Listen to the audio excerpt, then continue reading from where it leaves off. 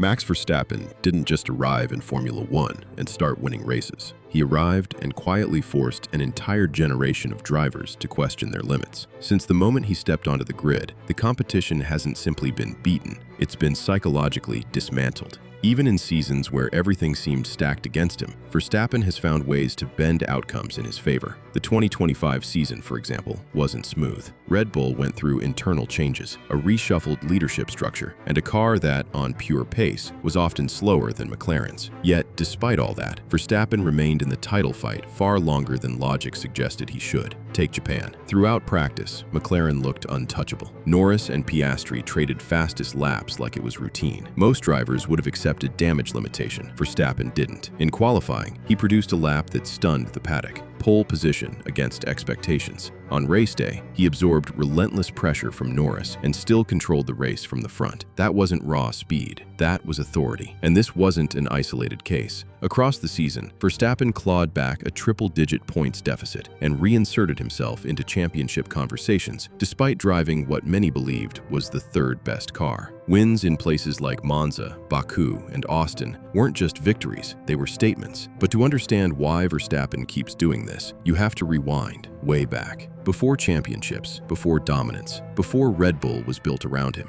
Because the truth is, Verstappen's reputation for humbling the grid didn't start at the top. It started the moment opportunity met pressure, and he didn't blink. And the first time Formula One truly realized what Max Verstappen was capable of came far earlier than anyone expected. In early 2016, Red Bull Racing was facing a problem. Daniel Kvyat's confidence was collapsing. Poor qualifying performances, mounting pressure, and a disastrous Russian Grand Prix, where he collided twice with Sebastian Vettel, forced Red Bull's hand. Behind the scenes, something else was brewing. Max Verstappen, still racing for Toro Rosso, was already attracting interest from Ferrari and Mercedes. Red Bull knew that if they hesitated, they might lose him entirely. If you're enjoying these deep Formula One breakdowns, make sure you subscribe to the channel. These stories take serious research, and subscribing helps you stay ahead of every major F1 shift. So they made a ruthless call. Just 5 races into the season, Verstappen was promoted to Red Bull. Overnight, an 18-year-old found himself in one of the most pressurized seats in motorsport, replacing a struggling driver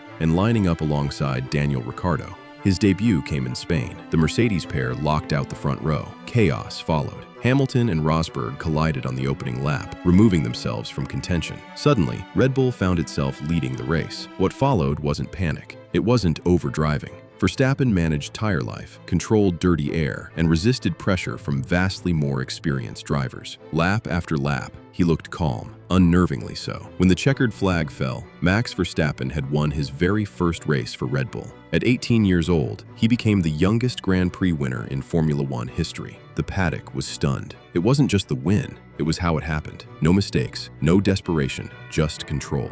In that moment, something shifted. Formula One didn't just gain a race winner, it gained a problem. But Spain was only the beginning, because Verstappen's most devastating performances were still waiting, often when conditions turned ugly. Brazil has a habit of exposing drivers. Weather swings, low grip, unpredictable restarts. It's where confidence cracks. In 2024, Verstappen arrived at Interlagos with momentum under threat. Lando Norris had wins, pace, and mathematical hope. McLaren looked fast. Verstappen, meanwhile, suffered qualifying disaster, ending up buried in the order. Then Red Bull made it worse. A power unit change dropped him even further back, P17 on the grid, in mixed conditions. For most drivers, that's damage limitation territory. For Verstappen, it was opportunity. From the opening laps, he carved through the field as if track position was optional. Wet patches that caught others out became overtaking zones. Restart after restart, Verstappen attacked without hesitation. By mid-race, he was already at the front. Norris, who started on pole, unraveled under pressure and faded. Verstappen didn't just win, he dominated, starting 17th and finishing over 20 seconds clear. Brazil didn't just swing a championship narrative, it shattered the idea that Verstappen needs ideal conditions to thrive. And if you think that was the first time Brazil revealed Verstappen's true nature, think again. Years earlier, another Brazilian Grand Prix told the world exactly who Max Verstappen was becoming. The rain was relentless. Visibility was minimal. Safety cars and red flags dictated the rhythm. Verstappen started near the front, but quickly found himself battling elite drivers in conditions most rookies fear. What followed became legend. He sliced past Nico Rosberg, then came the save, one of the greatest in F1 history. At full speed, on a soaked circuit, Verstappen corrected a near-certain crash with instinctive car control that stunned even veteran commentators. He finished on the podium, but more importantly, he sent a message. This wasn't reckless aggression. This was precision under chaos. And as Verstappen matured, these performances didn't fade, they multiplied. Fast forward to Spa 2022. Verstappen faced heavy penalties, new engine, new gearbox, a massive grid drop. Most drivers would accept limits. Verstappen didn't. He dominated qualifying to the point Red Bull didn't even bother sending him out again. From P14, he dismantled the field in race trim. By lap 12, he was leading. By the end, he won by nearly 20 seconds. That wasn't racing. That was inevitability. And when Verstappen starts from the front, the gap only gets worse.